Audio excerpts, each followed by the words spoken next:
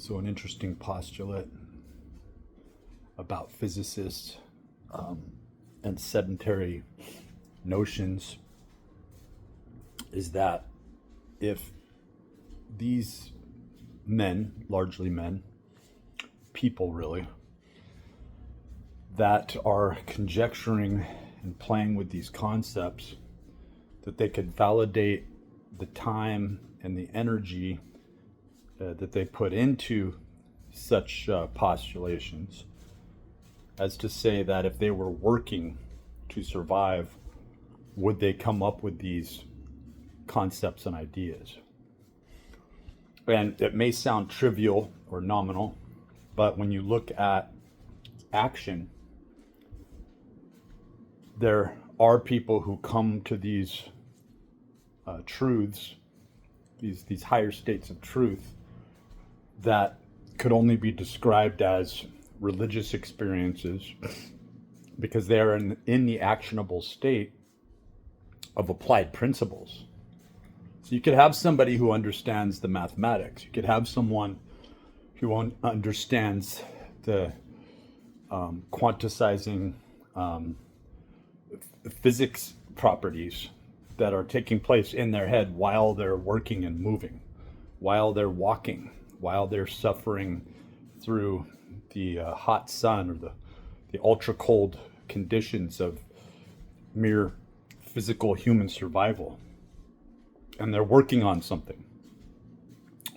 They're not put on a pedestal or put into a segmented zone where they're given archives of, or at least access to archives of information that is unseen here, and now being downloaded and delivered such information simply because the way, the properties, the delivery was given to them under these sedentary conditions.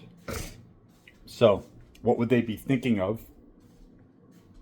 How would they be thinking in terms of an actionable state where they realize that I don't have all this paper or papyrus, that I'm having to write this down on a clay tablet?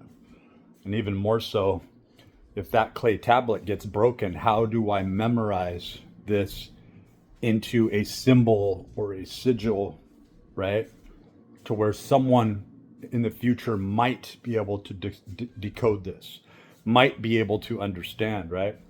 And then you see in hieroglyphics and cave paintings, right, how there seemed to be this abstract, almost arcane process of delivery, to where they're trying to express something that was shown and depicted through scientific methodology to actually produce something like, you know, for lack of a better, to talk about the Ark of the Covenant, or the posit that maybe there's multiple numbers of these and that it is in fact a piece of technology.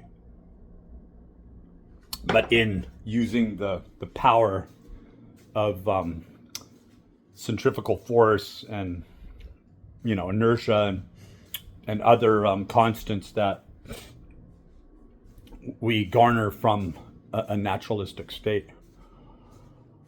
And that, you know, these posits, these postulations of gravity actually not being a force really brings us to, is this an inflicted measure brought about from an arbiter, an unseen arbitrary force that is laying conditional caps and parameters to as to whether or not we achieve certain, and who's going to achieve these thoughts, who's going to come into this the power of this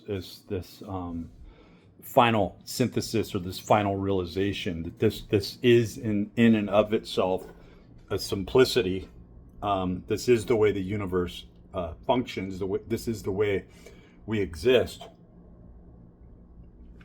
And whether or not you can see that from the state that you're in, I really do think primarily comes down to whether or not you are a working philosopher, whether or not you are a moving aspect. I do think that it matters, that it makes a huge difference, and in that transmutes matter.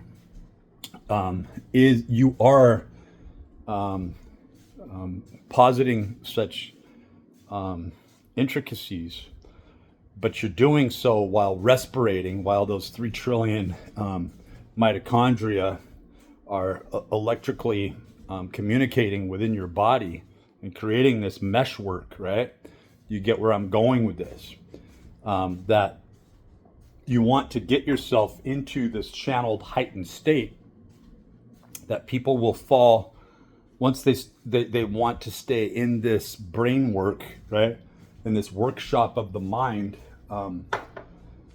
There's a pull or a call toward a lower nature, because it simply is this dichotomy that exists. That is Thelema, Dionysian worship, sex magic, right?